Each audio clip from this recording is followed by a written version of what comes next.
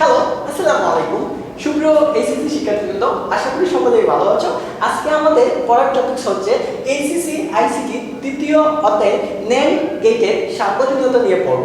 আমরা ইতিমধ্যে NOR গেটের সার্বজনীনতা সম্পর্কে আমাদের চ্যানেলে আগে একটি ক্লাস দিয়ে নিয়েছি। যারা ওই ক্লাসটা দেখতে চাও আমাদের চ্যানেলে প্রবেশ করার পর সরাসরি চলে যাবে প্লেলিস্টে, এবং প্লেলিস্ট থেকে তোমরা দেখবা যে এইচএসসি আইসিটি সাবজেক্ট 3 নামক একটি প্লেলিস্ট আছে। ওই প্লেলিস্টে প্রবেশ করার পরে তোমরা আমাদের তৃতীয় অধ্যায়ে ধারাবাহিকভাবে সকল ক্লাসগুলো তোমরা পেয়ে যাবা। আজকে আমাদের পড়ার টপিকস হচ্ছে NAND গেটের সর্বজনীনতা।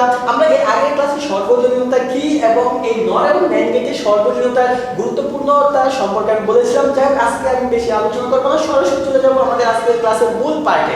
আজকে আমাদের পার্ট হচ্ছে NAND গেট কিভাবে অন্য সকল গেটকে বাস্তবায়ন করতে পারে এই বিষয়গুলো তোমাদের দেখাবো। দেখো, প্রথমে আমি NAND গেট থেকে মৌলিক গেটগুলোকে প্রথমে দেখাচ্ছি। NAND গেট থেকে OR গেট থেকে দেখাচ্ছি।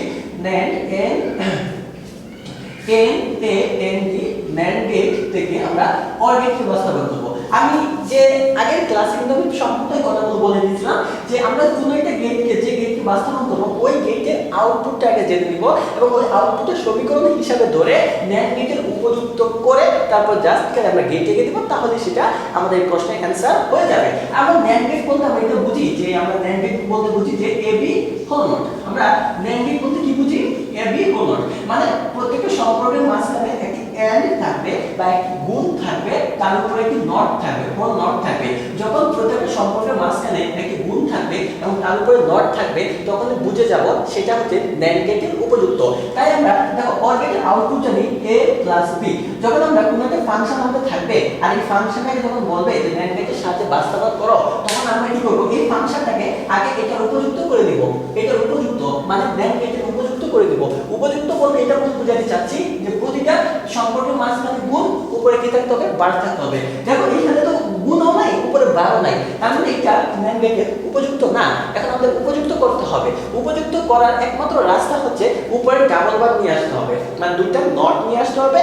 এবং আমরা যদি নট আনার পরেও যদি উপযুক্ত না হয় তখন নিচের নটকে আমরা ডিমোডন করে দিব, তাহলে উপযুক্ত হয়ে যাবে। যতক্ষণ পর্যন্ত উপযুক্ত না হবে ততক্ষণ পর্যন্ত আমরা ডিমোডন করব এবং পরবর্তীতে যদি আরো আমাদের বারের প্রয়োজন হয় তাহলে এক জোড়া বার নিয়ে আসবো। মনে রাখবা, একটা করে আনা যায় না বা তিনটা করে আনা যায় না, জোড়ায় জোড়ায় আনা যায়। হয় তুমি দুইটা আনতে পারবা, না হয় চারটা আনতে পারবা। বুঝতে পারছো? চারটা তো দরকার নাই, দুইটা হলেই হবে। তো দেখো এটার উপরে আমি দুইটা বার নিয়ে আসলাম। এখন দেখো এই দুইটা বার নিয়ে আসার পরেও কিন্তু আমার এটা উপযুক্ত হইতেছে না, মানে উপরে নট আছে কিন্তু মাঝখানে কি নাই? গুণ নাই। তাই আমরা নিচের বারটা ডিমোডন করে দিব। যদি ডিমোডন নেই a not into b not, উপরে নট। এখন দেখো দুইটার মাঝখানে গুণ, উপরে কি আছে? বার আছে, তার মানে এটা NAND গেটের উপযুক্ত। যখন উপযুক্ত হবে তখন আমরা এইটার সাহায্যে একটা লজিক সার্কিট অঙ্কন করে দিব। তো দেখো আমরা এই যে এর থেকে একটা তার এখন কিন্তু NAND গেটের সাহায্যে করতেছি। একটারে তো NAND গেট হয় না, তাই আরেকটা তার নিয়ে আমি একটি NAND গেট অঙ্কন করলাম। এটা হবে আমার a নট। তারপর আমরা b নট যদি নেই, b থেকে একটারে তো হবে না, তার একটা তার নিয়ে আমরা একটা NAND গেট অঙ্কন করলাম। এটা হচ্ছে আমার b নট।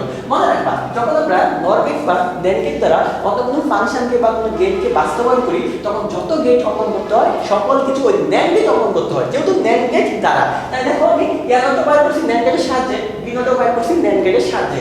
এখন দুটার মধ্যে গুণ সম্পর্ক মানে AND এর সম্পর্ক, তাই আমি দুটাকে AND করে দিলাম এবং তার উপরে কি আছে? একটা বার আছে, তাই আমি কোনো কি বার দিয়ে দিলাম। এখন তোমরা যেটা লক্ষ্য করতেছো এটাকে বলা হয় NAND গেট থেকে OR গেট বাস্তবায়ন। এখন তুমি যদি এই গেটের সমীকরণটা বাইর করো বা এগুলো তুমি যদি সরল করো তাহলে তোমরা কি পেয়ে যাবা?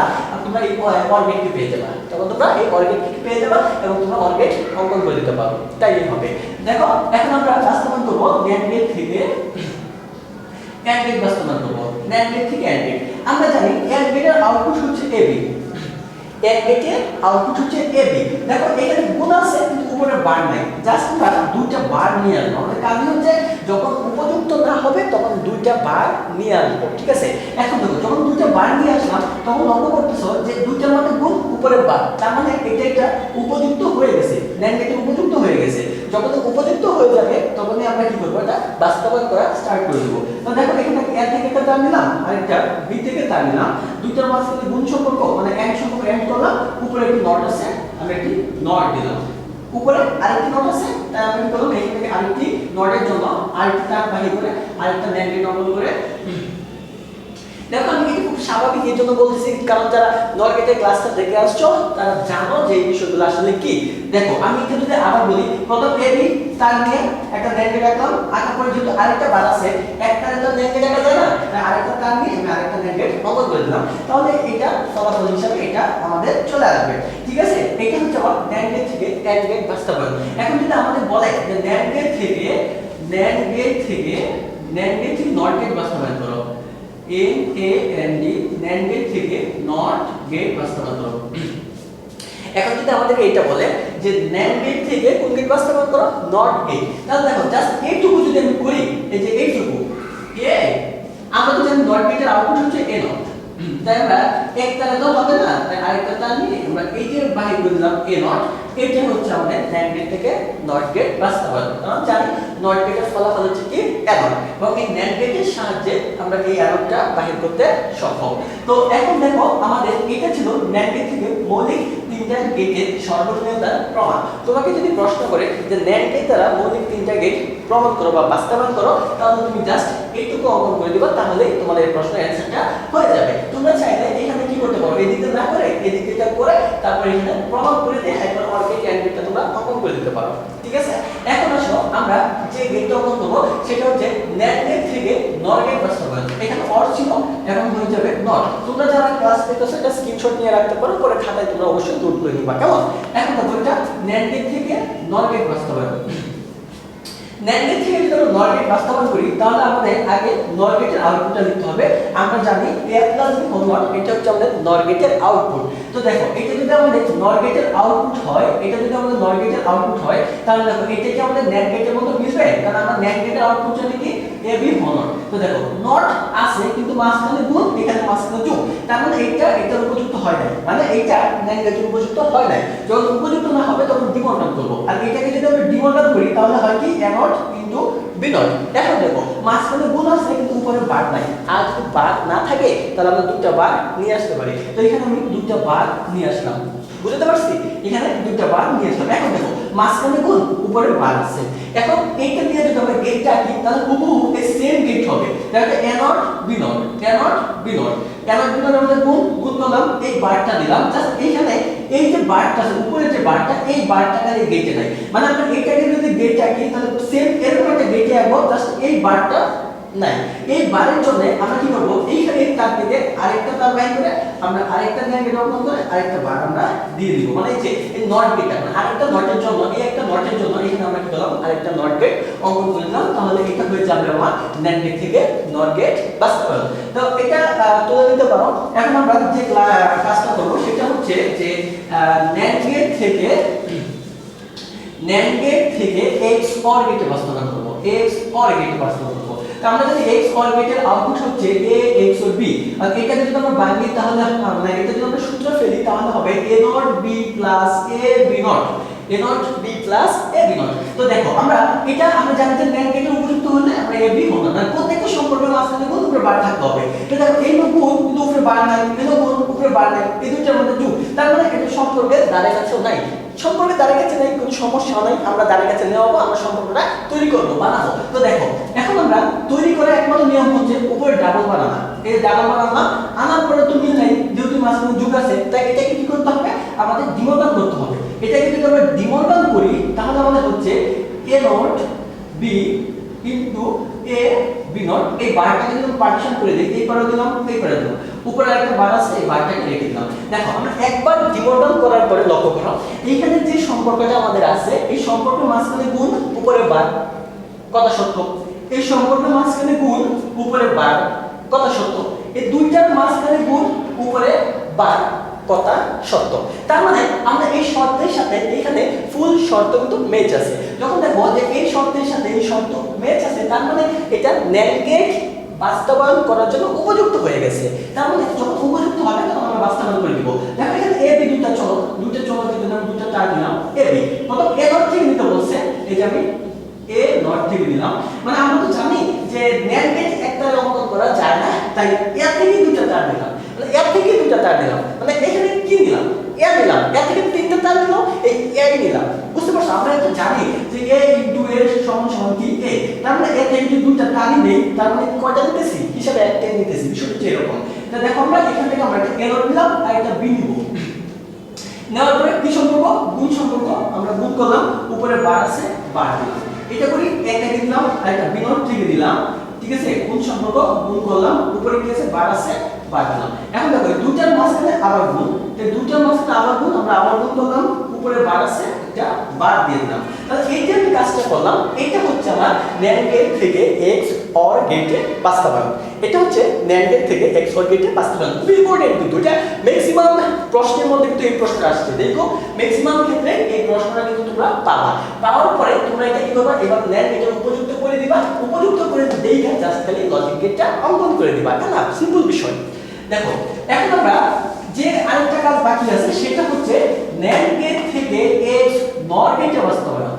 x NOR গেটে বাস্তবায়ন, NAND গেট থেকে x NOR গেটে বাস্তবায়ন। তো এই NAND গেট থেকে যদি আমরা x NOR গেটে বাস্তবায়ন করি তাহলে আমরা জানি x NOR গেটের আউটপুটটা কি, x NOR গেটের আউটপুট হচ্ছে দুই ছোট বিশিষ্ট a XOR b whole not. a XOR b whole not কে যদি আমরা ফর্মুলা করি তাহলে এটা ফর্মুলা হয় কি ab plus a not b not. এখন দেখো এটা তো এটা উপযুক্ত না, আর উপযুক্ত বানানোর জন্য আমি দুটো বার নিয়ে আসলাম এবং নিচের বারটাকে কি করে দিব, ডিমোডাল করে দিব। এই বারটাকে যদি আমি ডিমোডাল করি তাহলে আমাদের হচ্ছে কি ab into a not b not. এই বারটাকে যদি আমরা ডিমোডাল করি তাহলে হচ্ছে ab into a not b not, এবং এই বারটাকে আমরা পার্টিশন করে দিলাম।